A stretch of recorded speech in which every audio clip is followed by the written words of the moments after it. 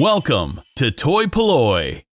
Hello and welcome to another video from toy-polloi, and today we're going to be looking at the stand solo version of a Vinyl Cape Jawa that is available currently.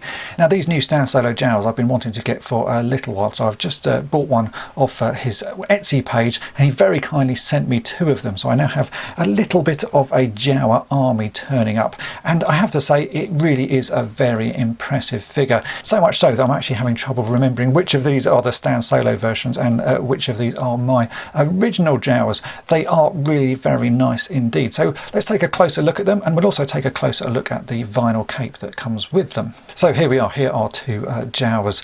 The one on the left is actually from my collection. The cape on it is not original, but the figure is. The one on the right is a new stand solo version.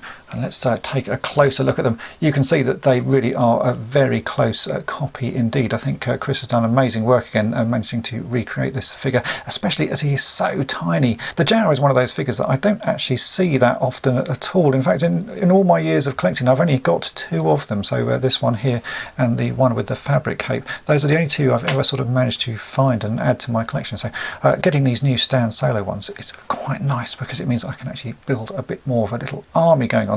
So let's take a closer look at this figure. You can see that we have the basic figure. He comes with a little Jawa blaster there, and then he comes with this vinyl cape. Now the vinyl cape version of the Jawa is one of those sort of rare, almost mythical figures that lots of people want to collect, because I think it was only released very early on. The later issues of the Jawa obviously all came with the cloth cape like this one.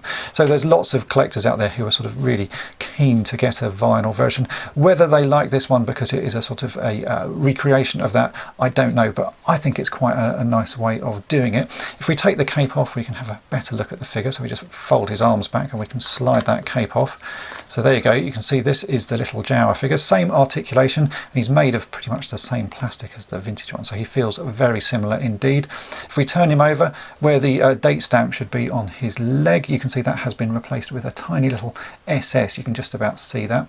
He has the same sort of paint application, so we've got black hands here, we've got the brown little belts around his chest, he's got black on his face, and then two little yellow dots to indicate his eyes. And as I say, it really is very close to the original figure. In fact, let's take the cape off my spare little Jawa here. So this is a vintage Jawa.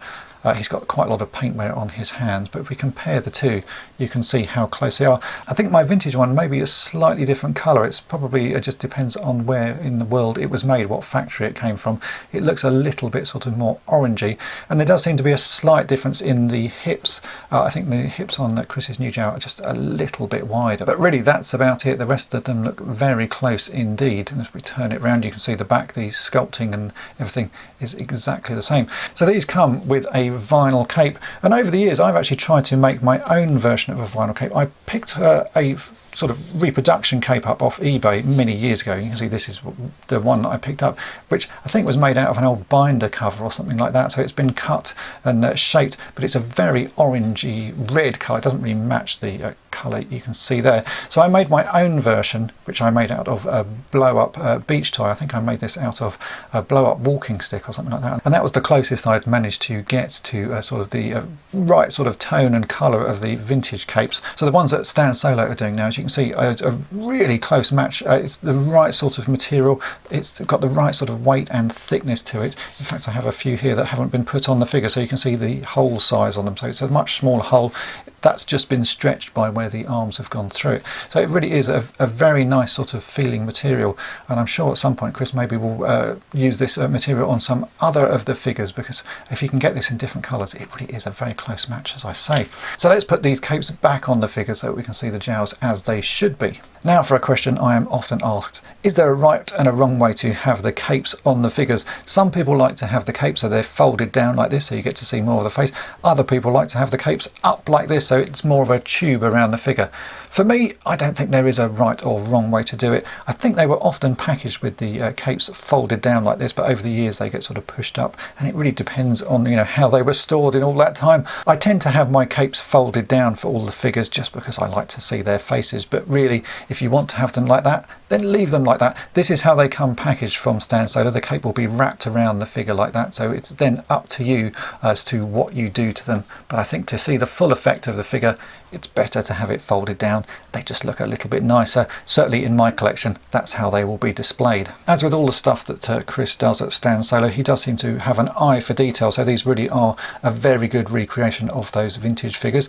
Do check out some of my other reviews. I think I've reviewed pretty much all of the stuff that Stan Solo has done now, and they certainly are nice, and he keeps producing more, so it's always worth checking back at his Etsy page to see if he has new figures in production. I will put a link to his Etsy page in the description for this video, so do go and check that out. If you've enjoyed this video, then why not hit the subscribe button and tap the bell to be notified each time I upload a new video, and thanks for watching. Thanks for watching toy-polloi. Subscribe for more great videos. You can also follow toy-polloi on Twitter, Facebook, and Instagram.